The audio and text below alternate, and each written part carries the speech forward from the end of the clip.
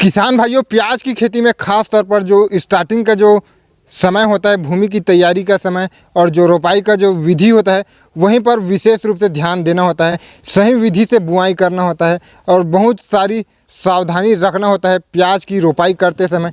तो अगर आप प्याज की खेती में यहाँ पर विशेष रूप से ध्यान रखते हैं तो आगे चलकर आपको प्याज में कोई दिक्कत नहीं होने वाली।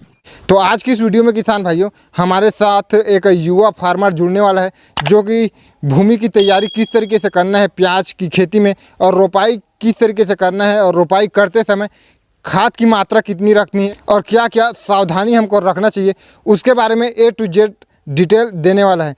तो उसके लिए किसान भाइयों, आप वीडियो में अंत तक बने रहें, तभी आपको सभी जानकारी सही विधि से समझ में आ पाएगी। तो बहुत बहुत स्वागत है किसान भाई योगेश जंघेल जी। एक बार अपना परिचय दे दीजिए। मैं योगेश जंघेल, ग्राम ढोड़िया, पोस्ट शाखा, तहसील छुईखदान, जिला राजनांदगांव का हूँ जी। तो सबसे पहले हम बात करते हैं कि इसकी जो भूमि की तैयारी है वह किस तरीके से करना चाहिए।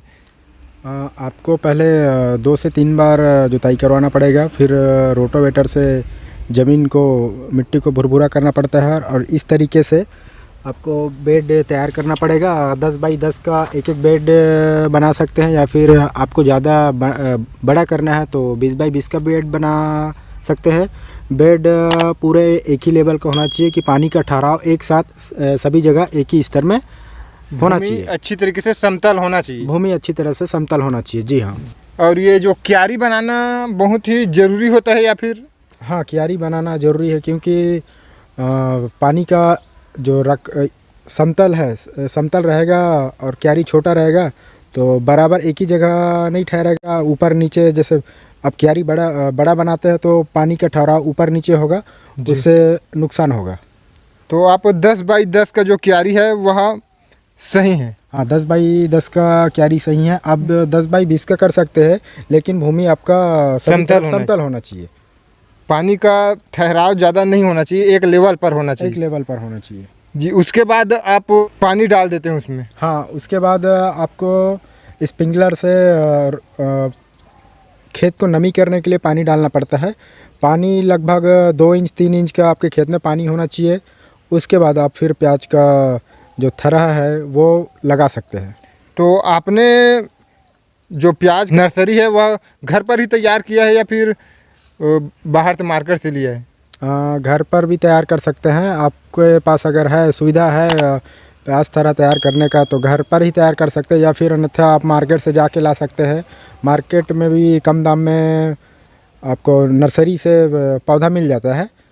बेहतर कौन सा होता है? फिर भी बेहतर, दोनों बेहतर है। आप वैरायटी पूछ लो। अगर मार्केट से ला रहे हैं तो आप जाके वहाँ से कौन सा वैरायटी का प्याज आपको लेना है वो ला सकते हैं, और घर में डालना है तो घर में भी अच्छी वैरायटी का आप लगा सकते हैं। जी। तो आपने कौन सा वैरायटी का चुनाव किया है? जी, मैंने पटेल का है और एक कृषि कल्याण का है। दोनों, पटेल वाला सफ़ेद प्याज है और कृषि कल्याण का लाल प्याज है। दोनों काफ़ी अच्छा रहता है। और कोई एक आध दो उन्नत वैरायटी? उन्नत वैरायटी आप सिंजेंटा कंपनी का ला सकते हैं। सिंजेंटा का हो गया, कुसाल का है, कुसाल का अच्छा रहता है जी। मैं ये लगातार 3 साल से पटेल और कृषि कल्याण का काफ़ी अच्छा रिजल्ट मिला है, इसलिए इसी तरह का उपयोग करता हूँ। जी। तो अगर आप घर पर नर्सरी तैयार करते हैं तो कितने दिन बाद रोपाई के लिए हो जाता है तैयार? वो आपका 20 से 25 दिन में पौधा आपका नर्सरी में खेत में लगाने के लिए तैयार हो जाता है। जी। तो जैसे कि मैंने देखा कि जो अपना जो पौधा है उसको आधा हिस्सा को काट दिया जा रहा है, तो उसको किस वजह से उसको काटा जा रहा है? क्या उसके फ़ायदे हैं या फिर कुछ ज़रूरी है उस तरीके से काट कर लगाने को? नहीं, अगर आपका पौधा छोटा है तो काटने की ज़रूरत नहीं है। अगर पौधा 10 इंच से 12 इंच के बीच हो गया तो उसको काट के लगाना पड़ता है, क्योंकि वो लगाने के बाद वो ग्रोथ होगा तो वो नीचे ज़मीन पे गिर जाएगा, इसलिए उसको काट के लगाते हैं। तो इस वजह से यहाँ पर आप देख सकते हैं किसान भाइयों, यहाँ पर जो पौधा लगा हुआ है वह लगभग 4 से 6 इंच का यह पौधा है किसान भाइयों। तो इतना हाइट का ही लगाना पड़ता है। हाँ जी, इतना हाइट का ही लगाना पड़ता है ताकि इसमें ग्रोथ होगा तो आराम से जैसे जैसे ये ग्रोथ होगा, ऊपर ये पौधा वृद्धि होगा तो नीचे कंद भी पड़ना स्टार्ट होगा, और ज़्यादा बड़ा लगाएंगे तो कंद के साथ साथ वो ज़्यादा बड़ा होगा और वो नीचे ज़मीन में गिरने का डर रहता है जी। इसीलिए इसको काट के लगाया जाता है। तो आपने जब इसका रोपाई किया था तो रोपाई करने से पहले कौन कौन सा खाद दिए है इसमें आप पहले? इसमें स्टार्टिंग में मैंने एकड़ के हिसाब से 25 kilo DAP, 10 kilo urea, 10 kilo potash, 10 kilo राखड़ और लगभग 1 ट्राली के आसपास गोबर खाद यूज़ किया हूँ लगाने के पहले।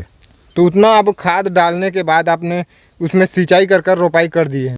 हाँ, सिंचाई करने के बाद 4 से 5 इंच आपको पानी ऊपर से डालना पड़ता है जी। फिर एक दिन पानी को सुखाने के लिए छोड़ देना रहता है और फिर दूसरे दिन आप पौधे नर्सरी से पौधे निकाल के आप रोपाई कर सकते हैं। रोपाई कर सकते हैं जी। तो आपको जो पौधे से जो पौधे की जो दूरी है उसको आपको कितना रखना है?